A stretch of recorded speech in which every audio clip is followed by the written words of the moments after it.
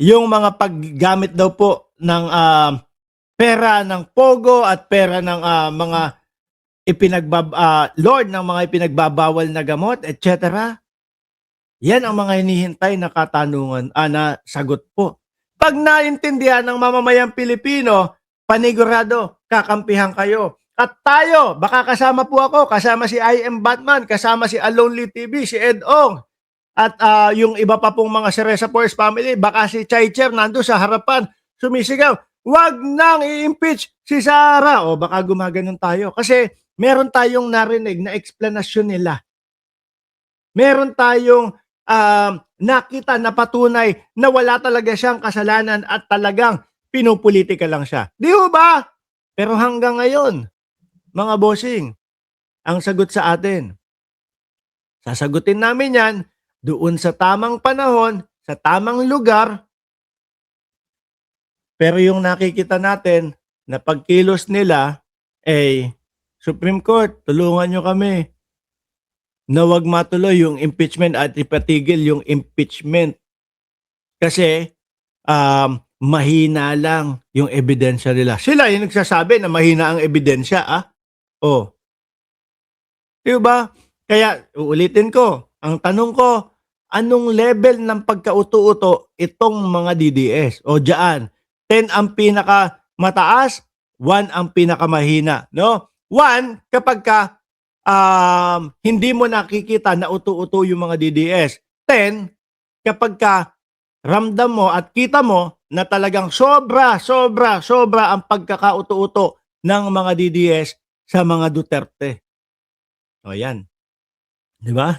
Tapos eto, nabuksan na hayag nakita ng mamamayang Pilipino, nagulat sa 6.7 billion na transaksyon in and out, mga kababayan.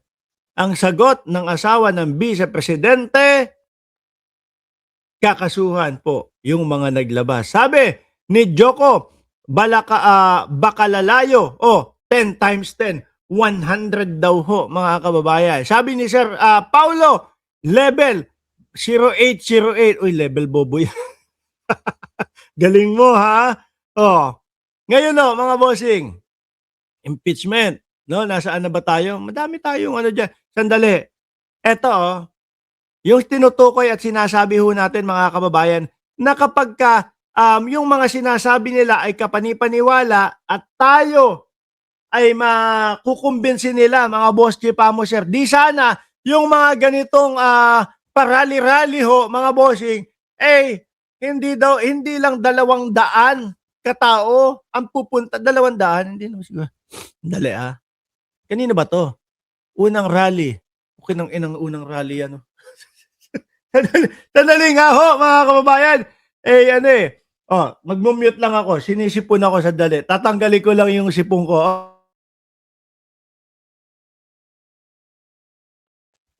Okay. Unang rally.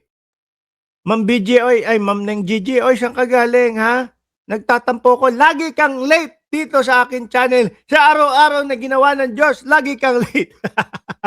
Shout out po sa iyo, madam, ha?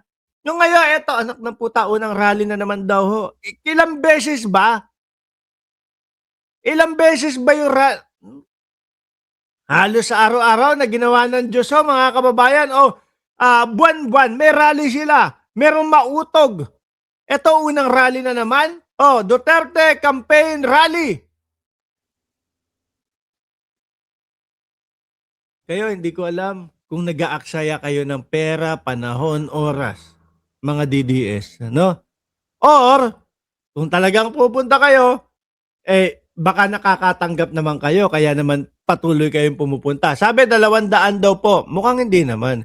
Kasi itong grupo na to, ito, 10, 20, 30, mga 40, 50. Tingin ko ito,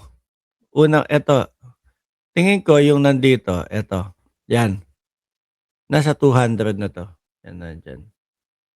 Yung banda dito, tingin ko, sabihin mo ng, let's say 151. Sabihin na naman natin 500 naman para medyo realistiko. Pero ano yan? Duterte Campaign? Tapos dadli 500 ang pumunta. Hindi aabot na 1,000 ho, mga kababayan eh. Di ba? Joro San Jose, kakaunti. Wala nang naniniwala talaga, mga bossing. Kung meron man na pumupunta dito, baka may bayad. Kung meron man na pumupunta dito, baka gusto lang makita kasi may mga sikat na mga politiko na pupunta sa kanilang bayan. Di ba, Alaga? Shoutout po kay Ma'am Alaga. Wala nang naniniwala sa kanila ho, mga bossing. At puro ganito na lang po. Hanggang 2028, puro ganito na lang po ang gagawin niyang mga yan.